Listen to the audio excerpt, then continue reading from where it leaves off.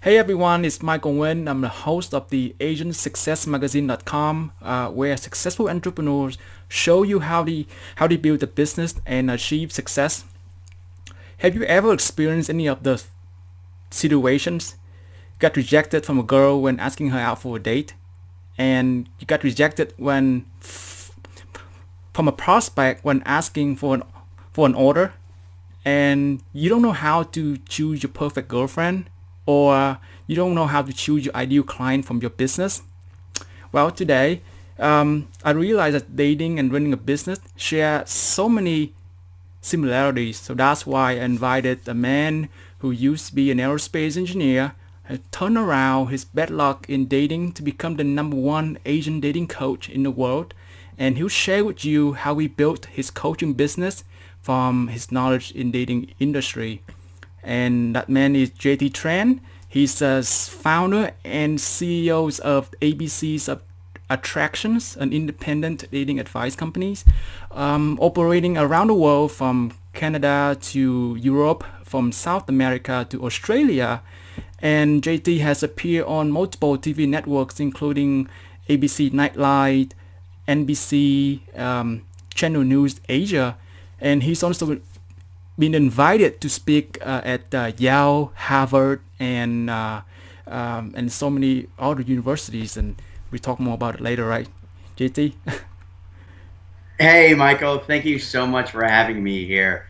I hope everyone watching this is going to be able to learn a lot from, my transition from engineering into being an entrepreneur.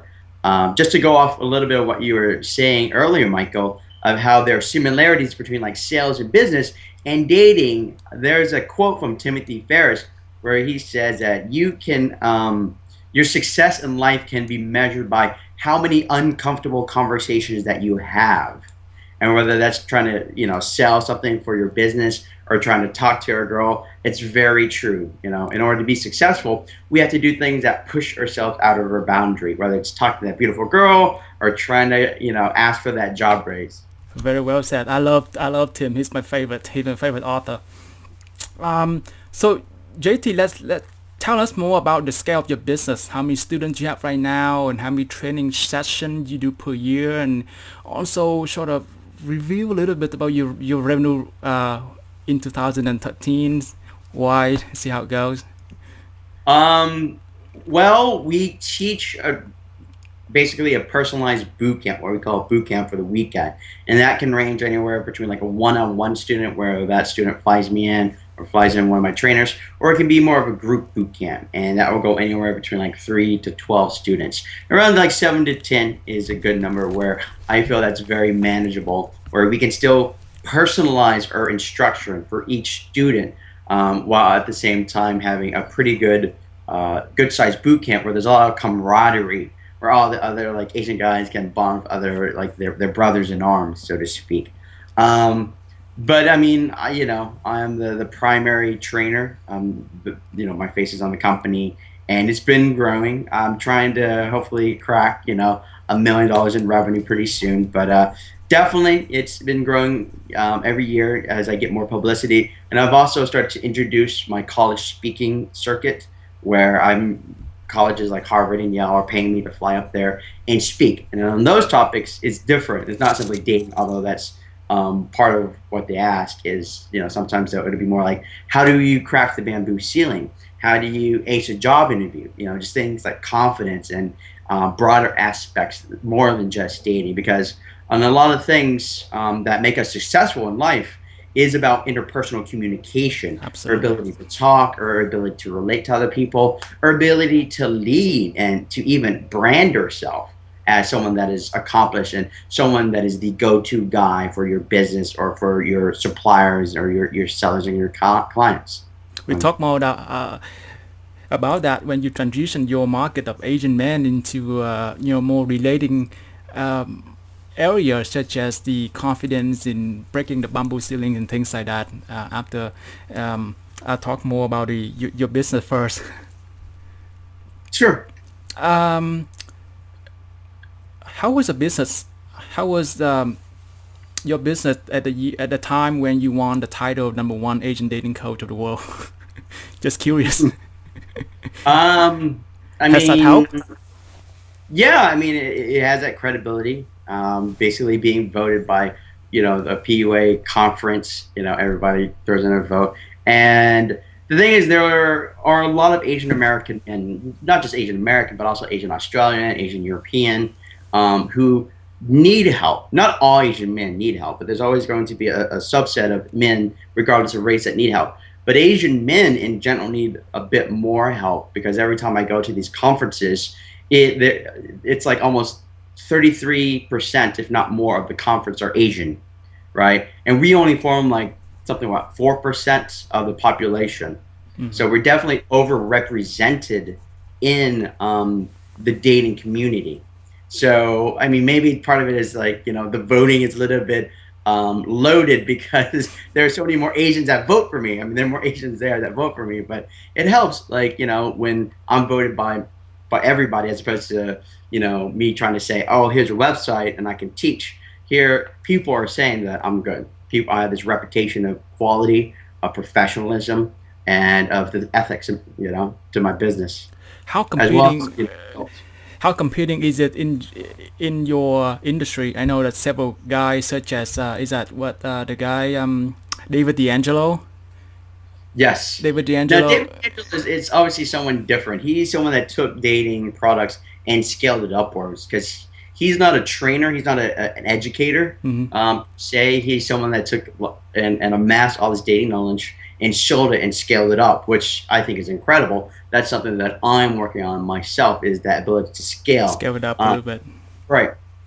I mean, this is something that I think that all other kind of consultants or coaches or motivational speakers like me have a certain problem is that we get to a certain point and it becomes more difficult to scale because I am just one person and I have a team under me, but I am that personality that people want to see. And I can only be at one place at one time.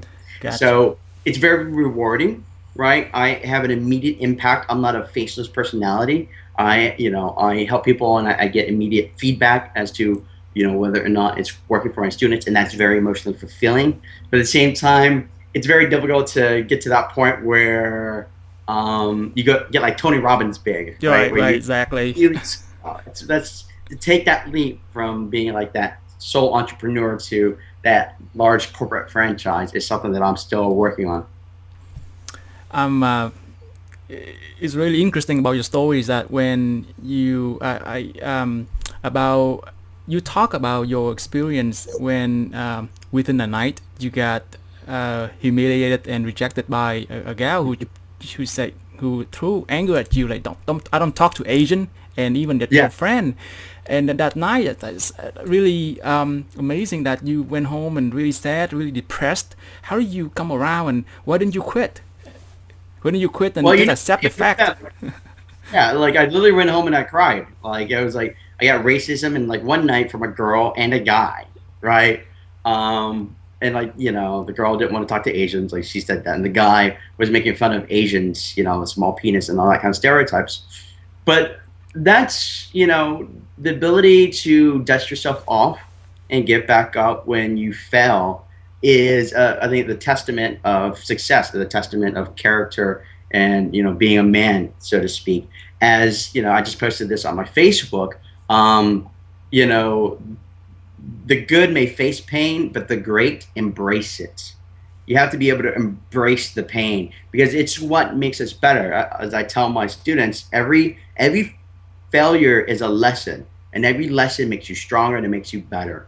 All right. You can't get good until you make the mistakes. But if you put that into the perspective at that time when you got no help, no motivation from your neighbor or from your friends that hey JT, you got to stand up. Every failure is a lesson, but didn't get a kind of help like that. What made you so persistent and go out and try it again? Well, that's one of the cornerstones of what I teach in the ABCs of attraction. It's a 6-phase step system, and each one has like 3 particular cornerstones to it: inner game, your inner confidence, your verbal game, your ability to speak, and then your physical game, your body language and how you present yourself. And in this case is what we call inner confidence. It's that fire in your belly that want you to win, to go out there and regardless of the pain. And there are a lot of different ways to look at it. I mean, I always thought that I was smart and I was driven, and that there was no reason why I couldn't tackle this and be successful because I'm being aerospace engineer, working on spacecraft and satellites. This is just human psychology and sexuality. There's no reason why I should be able to apply my intellect and solve it. But even more than that, when I really started thinking about it, thinking about like in the terms of in the context of my family, like, I'm sure you're similar here. Like my mom came from Vietnam. Okay. My stepdad got thrown into one of those re-education camps because he was like a police officer. So when you say, yeah, it sucked that I got made fun of, but my parents had it way worse than me. They came over here and really had to start a life, and there was no safety net. Like whatever pain I think I went through, I think our family, our people have gone through so much more, and it's just this is just a little pain compared to anything else that they have been had to be able to withstand. So they can do that. I think I can just try to do as much possible as what my mom had to face. So it's just like you just dig deep, whether it's your own personality or you get strength from your family, or your friends. It's like if you want to win, then you go out and you're gonna have to face the defeats. But that's part of success is the pain. So I saw that you compare your pain versus the pain from your parent when they move over here. You said my pain is with nothing compared to them. So that's one of the way that. If you think of it, getting rejected by like a white girl or a black girl, or getting made fun of by white kids, it's not pleasant. But my mom had to face through so much more. Just coming here and all the things that she had to face, and like my grandparents too. So when you take in that context, it's pretty small, right? But it's so crucial that nowadays people are so easy to give up when they hit a state like you depressed and people humiliate you and they just gave up. They suppress that feelings inside, and there's no way they can get out and be themselves again. Is how do you sort of pull the potential out from your student and say, hey, be confident, you can do that, you're worth so much more. Right. Well, that's part of I think we're getting a little bit of feedback on that. I'm sorry. It's I better. think we're getting a little feedback. Do you want me to put on my earphones or leave that? It'll help eliminate it. So far I'm good from my end. Okay, it's just like distracting me. Yeah, Like, I'm sorry about so I don't that. like edit that. Okay. Now here, let me put on earphones. Sure, well, whatever works for you. Yeah, it's kind of distracting. Okay, wait a minute. Yeah, it's still there.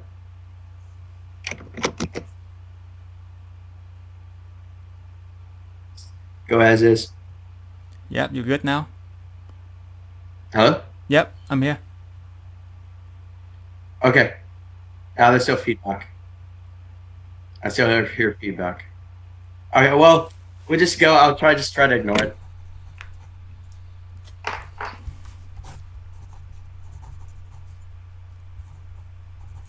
Do you want to ask a question again? Or? Yeah, sure, I'm asking again. So, well, nowadays the people, they are so easy to give up, and then when they got that type of rejection, like you had the other night when you went out, they it's so easy to suppress that feelings, and I'm not worth it. I don't have the kind of potential. Don't have the kind of confidence. But when you train your student, it's kind of hard for them to realize that how you pull their potential out. That you are so much worth than that. Yeah. It can be difficult sometimes. Part of it is a lot of people have been kind of miswired in the way they think of success and failure. I always use the example of like the stock market for an analogy where the average people will buy a stock when it's high and they'll sell it when it's low. And part of that is because they're seeking to avoid pain. They spend more time seeking to avoid pain than they are seeking to take pleasure. Right? Successful people ring the cash register. They seek pleasure first and they sell when it's high and then they avoid the pain. But while average people will spend more energy avoiding pain, and this is why they'll hold on to stock for Gotcha. so long. Okay, and that's the same thing about talking to girls. Talking to a beautiful girl, talk to a girl who could be like your future girlfriend, who could be the love of your life, who could be the future mother of your child, is supposed to be fun. It's supposed to be rewarding. It's not supposed to be scary. But somehow society and culture, the TV and media has taught us that talking to your girl or being successful is painful. So, it takes a while to rewire their brain so that they have the psychology of a successful person, and it does take a while, and that's why I have a boot camp that goes for like 3 days and 3 nights. And if they can't find that inner confidence and just pull it out of their own hearts, I mean, that's also why we have myself and trainers. We're out in the field with our students, and they're seeing me talk to these girls. They're seeing me compete against these taller, good-looking white guys. And when they see me be successful with girls, it sometimes blows their minds because they've never seen it before. While other students, yeah, they've seen or they've been okay with dating. Other students literally have never seen an Asian guy be with like a beautiful like white girl or black girl. So when they see that, it helps a lot. So you lead by examples. You be there and Leading, lead by yes. examples. And do you remember that one of your interview you mentioned that when a student drove you after he flew you in for a training, and then he drove you out for airport, and then he said that I'm so much feel much better when you do it, and then if I can do it too. Can you tell more about that? So Yeah, I mean, I'm thinking if that's the story that I'm thinking of. I had a one-on-one. I think it was like Chicago, right. and we were like so tired. And he's like driving me back to the airport, and he says, JT, like I had such an incredible experience. But I really knew, like when I knew that this would be great was when I saw you at the airport and I picked you up, in my car. I'm thinking, oh, okay, he looks up to me. He's like, yeah, it's like when I saw you, like you're short and you're unattractive. If he can do it, I can do it. I'm like, thanks for calling me ugly. All right, you know. So I know what I look like. I'm a very average looking guy, and I'm short. But as I always say, I wish I was born tall, dark, and handsome. But I can settle for being short, stunning, and smooth. so the keys, but I can feel that from the time. But when you even when you an aerospace engineer, you still have the competitiveness. You still have little confidence in yourself to go out and try to improve things, improve your situation to become better. Yeah, but I think that it comes from our background as immigrants. We came here because we want to do better. It's not our part to just be lazy and just wallow in our own like mediocrity. We want to get out there. We want to improve our stock. We want to improve our market value, not only for our family, but also for any kind of like, our future kids. And that applies to business and finance as well as to romance. We're here because we want to make more money, but we're also here because we want to, have a great family. And that's what I told my mom is like, it doesn't matter what her race, her future daughter-in-law is going to be. She could be white, Asian, black, but that woman is going to be amazing. I'm not simply going to settle for any just average girl. I want a superior, beautiful, loyal, intelligent, educated, cosmopolitan, well-traveled woman, right? And we are here to be successful. We're not here to accept average. Average. Uh, so how do you perfect your all your acts of pick up artists, and how you prepare your material so that that leads you into become a coach? Well, when I was first studying all of this, I did have like this massive Excel spreadsheet, right? That was like hundreds and hundreds of pages of just material that I had researched, books that I had read, but primarily it was practical experience. I went out and I socialized. I did not spend a lot of time, relatively speaking, on reading or in collecting material. And I say that like it sounds like I collected like hundreds of pages. I did, but I also spent more time socializing in real life. So maybe like every hour that I read, I would spend 2 hours talking and socializing, All right. I forced myself to spend more time in the real world than on like the computer reading and trying to study. And so when it came time to actually start teaching on my own, I was able to take all this knowledge and condense it into very discrete and understandable and teachable parts. Because back in the day when I was an engineer, I was what was called a spacecraft systems engineer, which is basically understanding like a complex system that it all breaks down to its individual kind of components. And I was also teaching people how to fly spacecraft. So I was able to like understand a complex system and then break it down into more discrete elements. So you know the system already. You know how Yeah, to collect all the information and present it in a way that easy to understand, a bite and that's size. how with the ABCs of attraction. I know some people thought ABC stands for like American born Chinese, but it's not. It stands for the ABCDEF system. It's a 6 step system. And like I said, each step, each letter, ABCDEF, has 3 components: inner confidence, verbal attraction, and physical confidence or body language. So, like, for example, A is attitude or mental thought process. And then there's the approach. What do you say to the girl? And then, like, the attraction. This is your body language and your physical confidence, because attraction happens before you even talk to the girl. All right. And so during class, I teach all of that so that my students have a very good foundation with which to socialize and be confident. And it's not just about the words and the tactics and the routines and the material. It's about everything. You know, it's up here. It's like mind, body, and soul. So when you first receive a call from a mom in Canada, did you perfect your origin material at that time, or you still in progress? It was something in progress. I knew all the material. I had practiced it. I knew what worked for me. And I also had an understanding of simply because it worked for me does not necessarily mean it works for other people. I didn't understand why certain tactics were effective and when to, when I could break those rules because I had an understanding of it. And so when this Chinese Canadian mother called me to help out her son who had been harassed by neo Nazis, him being like 18, I knew that he wouldn't be able to absorb that much knowledge. And I had to break it down into something that was teachable. So that's why I came up with the acronym, essentially a mnemonic, A, B, C, D, E, F.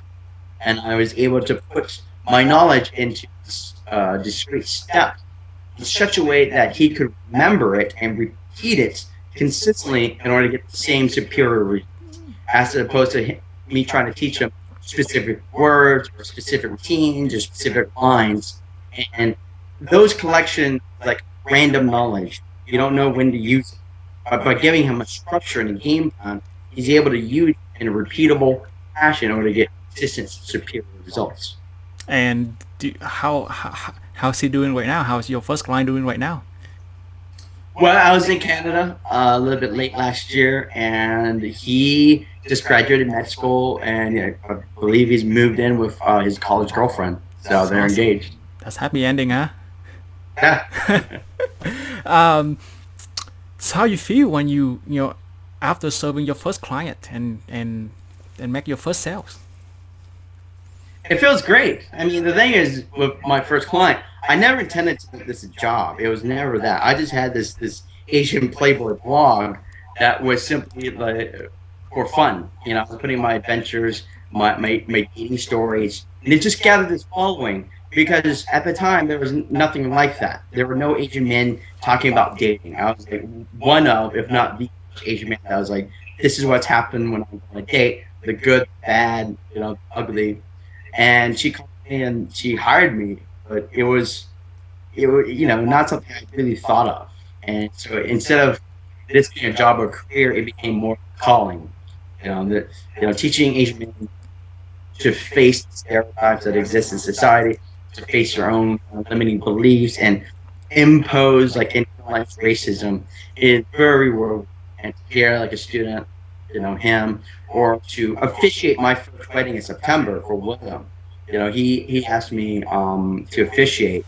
I got up there and for the wedding, and the entire you William take Winifred to be your lawfully wedded husband. It was amazing. It almost brought tears to my eyes to have a student to see progress from someone who was so desperate. William was so desperate. He worked on Wall Street that he was going to move to Taiwan. He was just going to give up on dating in America because he calculated on average he had 2 dates per year, 2 dates. And Wow. so he was so just fed up with America. He was going to move, and then he heard about my program, took it, he had like immediate success. At the age of 30, he had immediate success.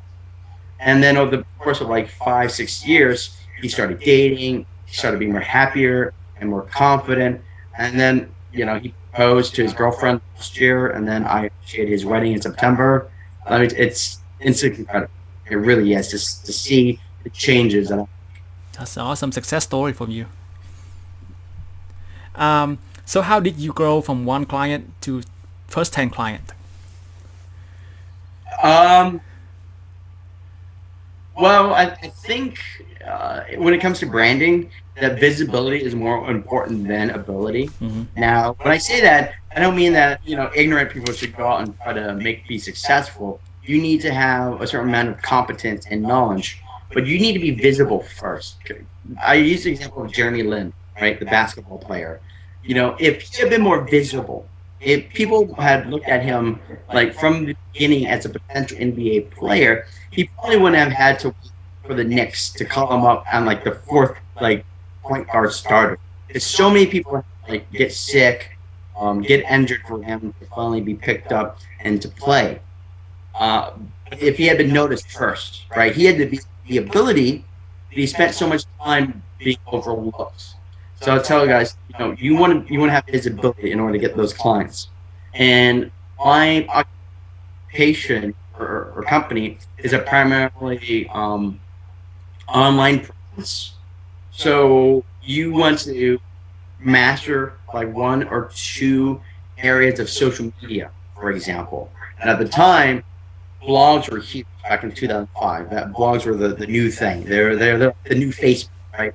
And so I started the blog, and it just gathered following, and we just got more and more and more people. So whenever in the business that you're in, choose one or two avenues or channels with which to reach your audience and to grow that. Don't try to do everything. Trying to set one saying, like a jack of all trades being Jack of all trades, yeah. yeah. If you try to do everything, you're good at nothing, right? So whether it's Facebook or Twitter or Pinterest or Instagram or writing and blogging, choose one or two and master that and just grow your audience. So at that time, back in 2005, you picked blogging and content Mm-hmm. marketing. Mm-hmm. Did you do any Google advertisement or something like that? No. This is almost complete word of mouth and very basic SEO. I knew a little bit about SEO. I looked it up kind of self-taught, but a lot of my things were writing my articles, writing my stories, and going on forums and talking about it. And things, kind of just picked up. Like people started reading my blog, and it was both in like the PUA, the pickup artist community, as well as the Asian community. And so in that way, I was the beneficiary of two audiences, right?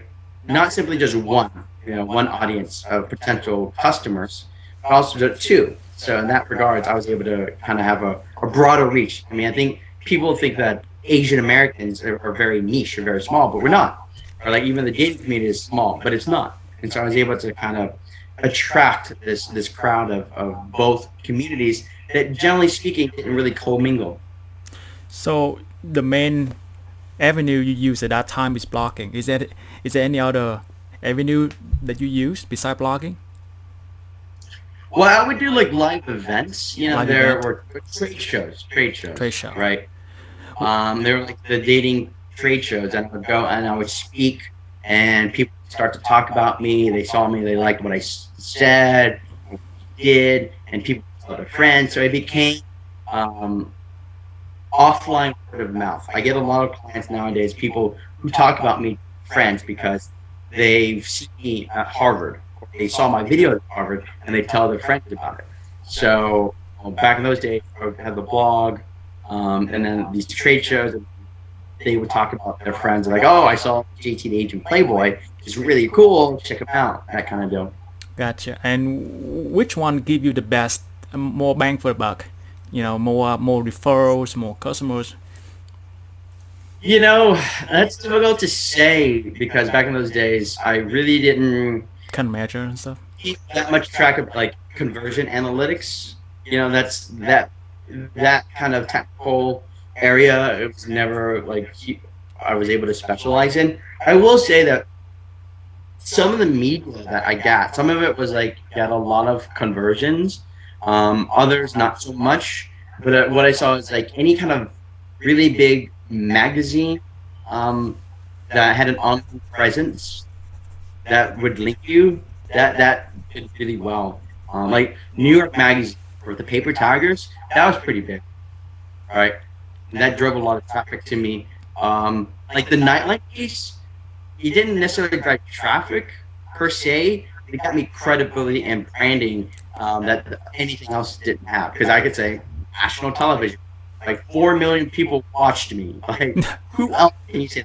Harvard was similar. It didn't necessarily draw a lot of traffic, but it had that credibility. That's what people want, especially for their teachers, especially in such a subject matter that is very intimate and kind of embarrassing to have a problem. And I can say that I'm a subject matter expert because I've taught at Harvard. Like, someone like that, some organization like that would not hire me unless I was credible, unless I was an expert, unless I had a certain bar of ethics, right, and professionalism. So I think when it comes to branding and when it comes to media, you have to differentiate. Some will draw traffic, others are more about branding and credibility. Gotcha. So just to recap, so you use blogging, the combination of blogging, live event, and your appearance on big magazine. Yes. Yeah. Gotcha. I just talked to an amazing CEO last week, and her name is Shama Kabani, and her she also did content marketing like you did. She wrote some articles, she wrote some blog, and one of her article picked up by Yahoo, and at that time that's her turning point moment, and that's when her business just grow 10 times or 20 times. So what was your turning point when your business, of your business, when your phone just rang off the hook, and even you had to turn down some of your clients? Right. I think the Neil Strauss book and the VH1 Pickup Artist show, it's like in a bull market lists all boats. Now, that's not something that one can easily replicate. I was simply in a position where I had mastered my craft, having these blogs, had gathered a following. And then when Neil Strauss wrote his New York Times bestselling book and the VH1 show came out, it was just like people just started flooding the internet. I was ready by accident to be the recipient of this kind of bull market in the dating community. It's very similar to what I read. Malcolm Gladwell always talked about how Bill Gates and Steve Jobs, they became experts, like that 10,000 hours or whatnot, but they were at the right place at the right time. Exactly. Right. So, They had become experts when the time was right, and they were able to take advantage of it. So I think getting to that point where you can be considered an expert, and when an opportunity presents itself, you can take advantage of it. wow, that's awesome. So New Straw, and so New Straw event came out, and then the VH1 show, and that's how that's how they popularize the idea of pickup artists, and that's how they find you online, and Mm-hmm. that's when you pick up lots of clients. Mm-hmm. Did you have to turn down anyone? In the beginning, not so much. I thought like, hey, help everybody. But over time, yes, we turn on students. Just there's some students where their obstacles are more than I'm prepared to handle because I'm a teacher and I think I do it pretty damn well. I've been doing this. I've taught thousands and thousands of Asian men who have gone off to get girlfriends and to have fun and to get married. But I'm a teacher. I'm not a mental health professional. And if someone needs that kind of level of guidance, whether it's like antidepressants or something like that, they need to go to someone who, can really help. I'm a teacher. I'm a doctor. I'm not a psychologist. So I've had to turn down some guys, and some guys simply are in a wrong mental place. Like I've had some students who would email me saying they want to be my students, but they have such negative energy, such negative belief. Like I want you to say, I want to go out, sleep with a lot of white girls to get back at the white man. I'm like, that's a horrible reason to do this. You're not here to hurt people. You're not here to sleep around with like a ton of girls to hurt them. You're here to better yourself as a man, you know, not to go out there and hurt people. And so I was like, no, you can go with someone else. I'm not going to teach you. So besides picking your niche of targeting to Asian men at that time, what did you present your unique service offer when you start your coaching business? Well, I would say, we had the very structured system, the ABCDEF system, which is about long-term sustainable growth and confidence, Mm-hmm. not simply teaching men tactics and routines that, as the old saying goes, that would, feed them a fish they're only fed for a day, but if you teach them how to fish, they're fed for a lifetime. I teach them the entire foundation, so that they have sustainable growth, sustainable confidence. And also because of who I am and what I look like, that I can do it, they can. That people are better able to relate to someone like me who is short and average looking, as opposed to say, a 6 foot tall white guy who gets women already.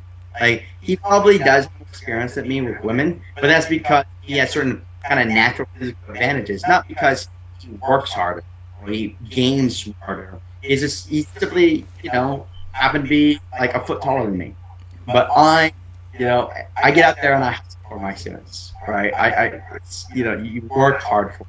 I think that's the difference that's appreciated in a lot of my students, because sometimes they'll see like these guys who are successful girls, but it's not through any effort of their own. I mean, they just happen to be good looking. uh, okay, so wow, interesting. Um, what was the sort of the dream come true experience that you try to uh, help your student, or when you do coaching? What do you mean? For example, when you do coaching with them, how do you design the dream come true experience for your client or your student? Oh, well, we prepare them for the event when they put down a deposit. So they're given a home study course. So they have material that slowly gets them ready, mentally ready, as well as physically ready, like a little bit of fashion advice and things of that nature. And so when they come into the setting of where we're going to hold the boot camp, whether it's an office building, that I'm in, or whether it's a hotel, like conference room or whatnot, we try to present a really kind of professional setting. Mm-hmm. We have point presentation, and we have like a 130-page workbook that has like homework and extra credit. Because I know my Asian students, they love their homework, right? And so it's very professional and it's very understandable. Okay, so we treat it like this classroom setting, so they take it very seriously, and then we present like drills, and they practice it, and we practice it in this dry run atmosphere, and it's safe before we take them out on the field, and then we go out in the field to socialize, whether it's nighttime or daytime, and we get them kickstarted. We give them some momentum by talking to some girls, introducing them to some girls, and we slowly kind of mold them. They're out in the field, so that they're getting the kind of feedback about the experience, about the conversation, so they can continue to reiterate the process and try to make the next conversation, the next interaction better and better. And sometimes there's good nights and there's some bad nights. Some students are coming in a very kind of low social intelligence. So we really have to work on them and make sure that they're not rejected too badly, or to build them up when they are. Other students, they get like successes, and that's great because it also feeds the success of other students when they see their fellow students being successful.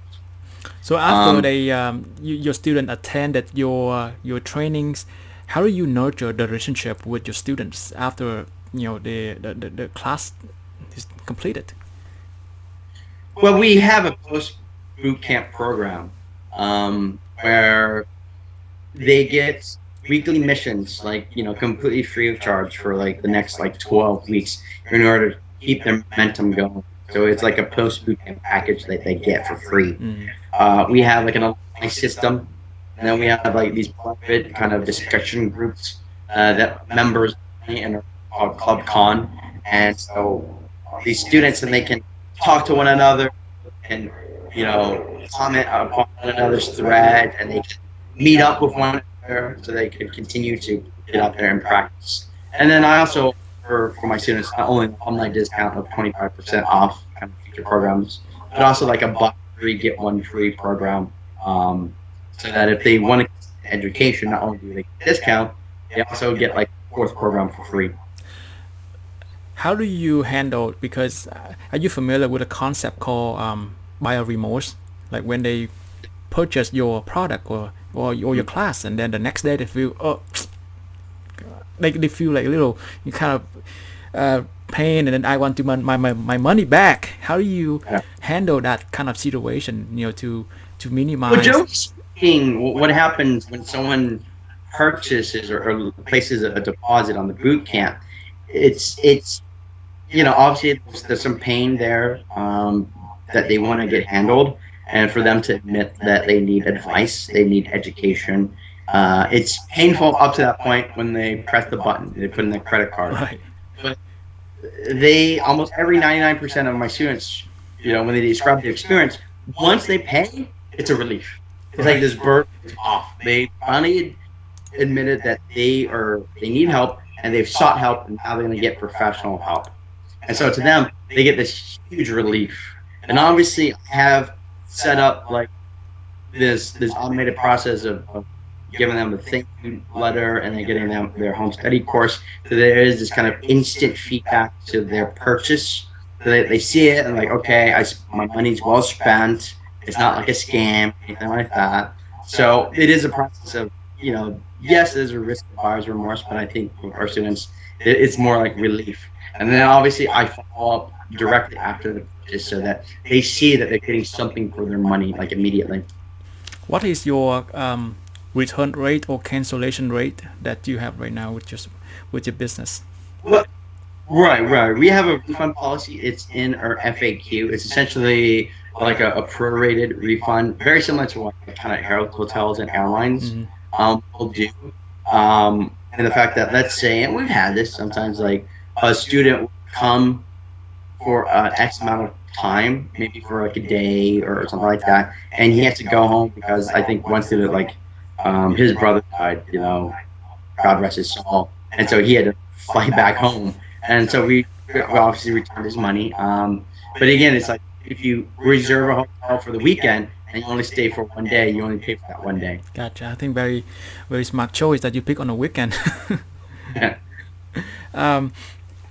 On some of the interview, you mentioned about the stat that in 2020, about 24 million men having no hope of getting women in China or in Asia in general. Because of 2050. Because of the one-child policy.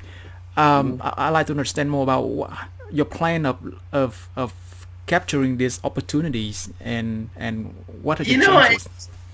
We're trying to to dip our toes over there, but there is obviously some difficulty because of censorship with like the Chinese government. I think our website is censored. Like Oops. YouTube and Facebook are not allowed. So a lot of our Western approach to marketing is disallowed over there. But I mean, I do have like two Mandarin speaking coaches. One coaches in Thailand, one is out here, and we do offer it.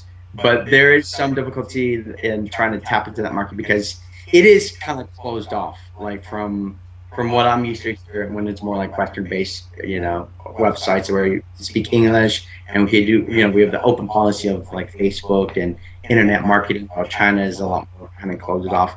Although we are making inroads, like I was just on Voice of America, and it's all like Chinese subtitles, so we'll put that on like Baodu or something like that, because it's Chinese speaking with English subtitles.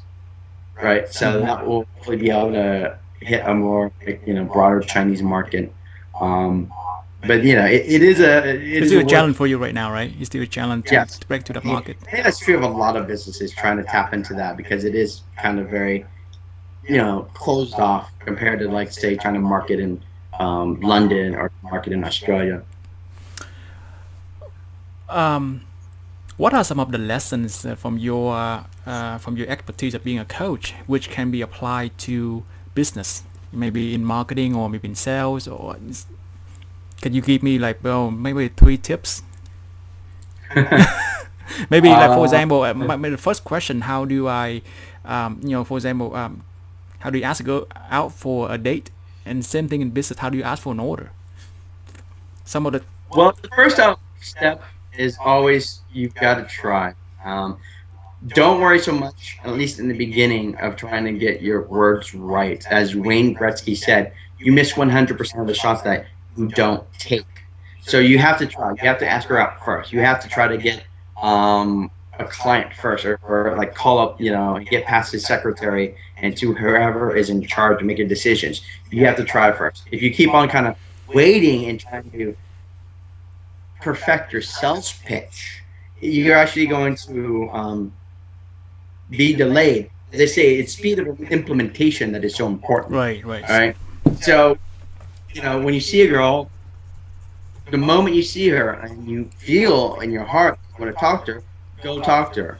The more you hesitate, the more less successful you'll be. Same thing with business. You need that speed of implementation. The more you wait and try to make it perfect, the less opportunity you'll have. Um, and secondly, never take rejection personally. Always take it as feedback. Always convert that into something that you can use. That pain of being rejected. Use that to fuel your inner confidence, to fuel you in order to be a better man. Take the feedback that you get from a failed sale and try to make the next sale better. It's an iterative process. And so you never take the rejection or the rejection from a would-be client or prospect as personal. Never take it personally. I think third, um, perception equals reality. I think this is one of the difficulties that Asians have here in America, in the fact that we are successful up to the point of like middle management, but we're not super successful in the executive, right? We work really hard, but we never get past middle management. I think somewhere I read 30% of engineers and IT people in Silicon Valley are like Asian, but only like 2% are American. And so there's obviously we're well represented in middle management, but not so much in the leadership past. So when it comes to perception equals reality, you have to understand how you present yourself to other people. You can't simply bury your head in work and expect your boss to recognize your effort. You have to be able to big yourself up. You have to, brag, right? And I know bragging has a negative connotation, especially amongst Asians. Like, it's supposed to be humble, but that's not true. I think, we all do it. Even in societies do a different form of bragging. It just takes a different channel. Here in America, you have to be able to present to your boss that, hey, I'm making your company a lot of money, and this is how you're doing it, so that your boss appreciates your efforts. And same thing goes in dating. You have to dress in a way in order to, how to dress, how to walk, your hairstyle, your facial expressions, how you present yourself to a woman makes her judge whether or not you're a worthwhile, viable partner. Right? You may have a beautiful inner soul and personality, but she has to see you first. Right? It's very important for you to understand how people around you are perceiving you. So in other words, that you have to constantly try to present your value, Mm-hmm. whether in dating or whether in business. Exactly. Gotcha. Well, I know that recently you tried to break into the speaking circuit from some of the colleges. Can you help the audience understand more about your move. It's like I know that you've been focusing on the dating industry, your niche. Now you kind of break into, for example, you have a magazine about Asian men and white women. So that's another niche I can see. And now in the niche of trying to talk about confidence, breaking ceiling bamboo, about career. What led you to your attack into those markets? Well, again, it's people that have approached me. I Okay, guess you got so they you have know, I was needs. just reacting to that, and then once that happened, then I decided to, hey, being hired by Harvard is great. Let's see if I can have other colleges hire me. Um, and so it helps to have like a publicist. It helps to have like a media kit. It helps to be able to present yourself in a very professional manner. And you want to be able to, especially when it comes to schools, understand which subject matter that you're going to talk about. When it comes to schools, I think it's like leadership, motivation, and prevention are the biggest like three topics to talk about at school. And I would say definitely if you're interested in being like a true motivational speaker, get yourself educated. I follow Josh Ship, SHIPP. Josh Ship is a youth motivational speaker. So he sells products on how to speak better, as well as the business of speaking. So I've studied his material and I've bought his material. And then there's the Chuck Malinchak. It's hard. I can't spell his last name, Malinchak or something like that, who is also in the business of public speaking. So learn whether, I think this is also good advice. Call this tip number 4, take lessons. Don't be afraid to pay for lessons. Like, why would you try to teach yourself calculus or how to do surgery when you pay for school to teach you math, or you pay for, med school? If you want to learn how to do sales or public speaking, I paid for that. I have no compunction against getting superior teaching in order to make myself a superior person. And whether it's being a better salesman or being a better ladies man, pay for lessons, right? It's the idea penny wise, pound foolish. A person trying to save money is actually going to is going to lose money because it's time cost opportunity. I'd rather spend my time, doing something more worthwhile and decrease my education time as small as possible. So, anyone interested in public speaking, check out those 2 resources. And Gotcha. anybody interested in dating to get more dating results, check me out. Absolutely. I mean, your material save people. Like one of your clients, you said he only has about 2 dates per year, and with your Mhm. material, he can, he had experienced Yeah, more and met more people. He dated a lot more. I think like he at 1 year he dated, he went on like 40 dates, and then he finally decided that he found this one girl and she was girlfriend material, dated her, and he decided she was wifey material and he proposed. So, you have to learn how to date before you can find that special someone. I know students, they think, oh, if I find that special someone first, then I'll learn how to date. You have to learn how to crawl before you walk, and you have to walk before you run. Learn how to date. Learn how to be happy and successful and confident as your own man before you can find that special someone. Because that special someone is out there for them, but she's not going to reign around for you if you are a guy, and no matter how beautiful your soul is and your personality is, if you don't have good facial expression, if you have the Asian poker face, that's always going to hold you back. If you don't know how to talk, but there's always, even talking is different because you're ESL, English is a second language, but I've had so many students who are also ESL, and I teach them a certain way of how to approach girls that is very successful, that they don't have to depend so much on talking. It's more on like your physicality, your body language, right? Gotcha. Um, In sales, it's common that people say that sales is a number games. What you think about the same thing apply in dating? Is dating a number game as well? yeah, there is. There are a lot of parallels in sales when it comes to pickup and attraction. There's a numbers game, but you can also stack the deck in your favor, right? So that every time you approach a girl, you're more likely to be successful. you go from talking to 20 girls a night, right, and hoping one of them will talk to you, to the point where I can talk to, like, chat up 4 or 5 girls, and I just end up talking to one girl for the entire night. I don't have to, like, machine gun down, right? It's just 4 or 5, and there's that one really cute girl that I find interesting to talk to, and boom, that's all I have to do. But also, when you start to incorporate lifestyle and more advanced circle design as part of, like, our more advanced courses, you can start to create, like, this passive attraction, like passive income, where women start to approach you, and that's, like, much more advanced because you present such high value that women start to hit you up, and so it becomes a difference between being like a hunter versus a gatherer. Like, when you go out there to talk to girls, you're hunting, and you get fed for a day.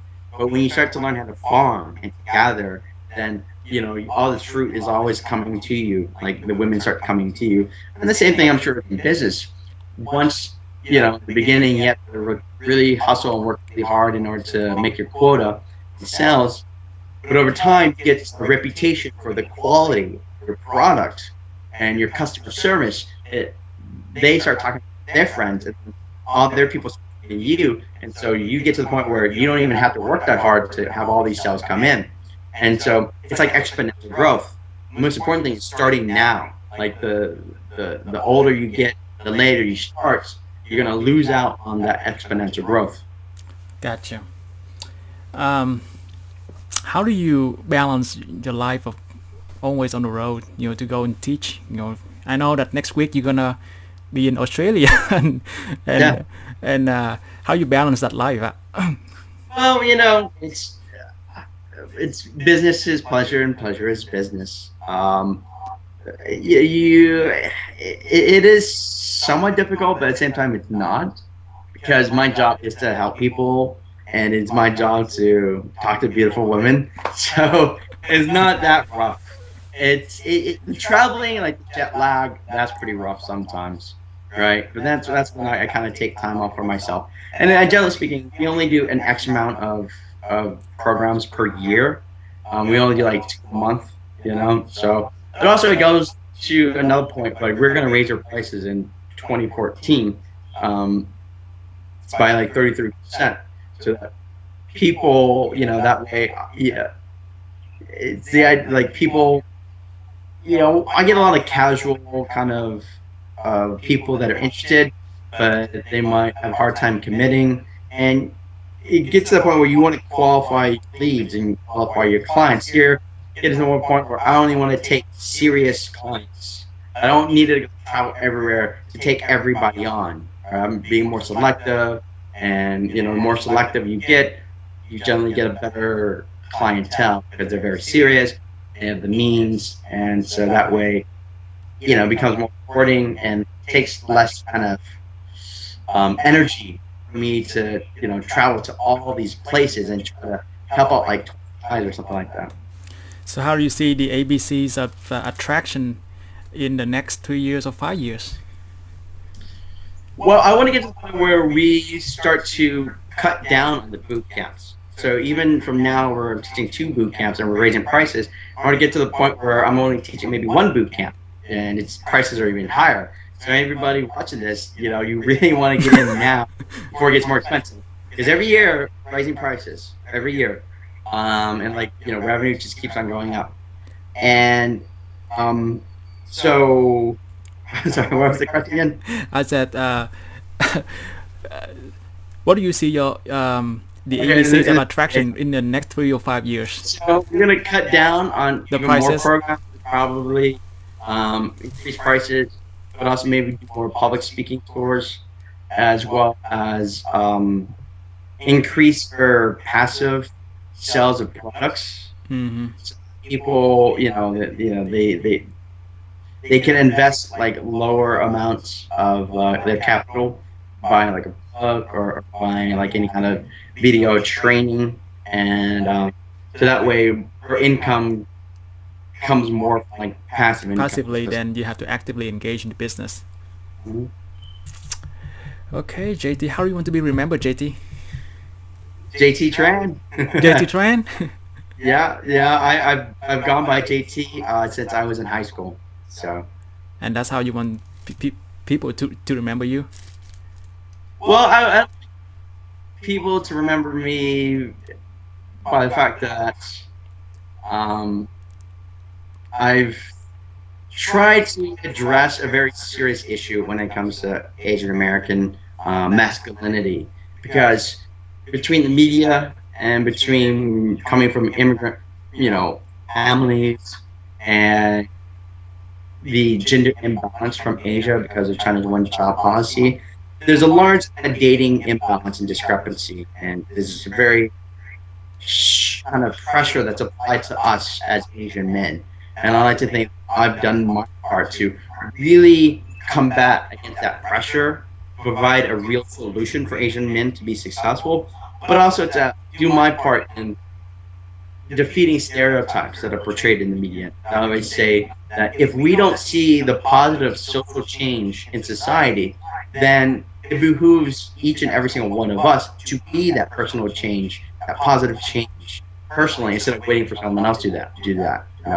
If I don't see the good, then I need to go out there and make the good happen. Well done. So how do people reach you and learn more about your products and your service? They can reach me for all our dating educational needs at www.abcsofattraction.com. That's abcsofattraction.com. Or they can call us toll free at 1-888-689-4263. Or give me an email at support@abcofattraction.com. For our public speaking college gigs, if anyone's interested, want to speak to their college organizations, they can go to jttran.com. So would you have a discount if I refer you to them? Would you have a commission? Sure. Coming from Asiansuccess magazine, sure. I'll give a brother a hookup. Guys, JT is very generous of sharing you his perspective and some of the tips to help you with your business. And please, if you apply and let us know about your result, and we're looking forward to hearing your success stories. And JT, thank you so much for being here, and I wish you the best at your event in Australia. All right. Good luck with your magazine. Thank you for having me. Thank you. Bye bye.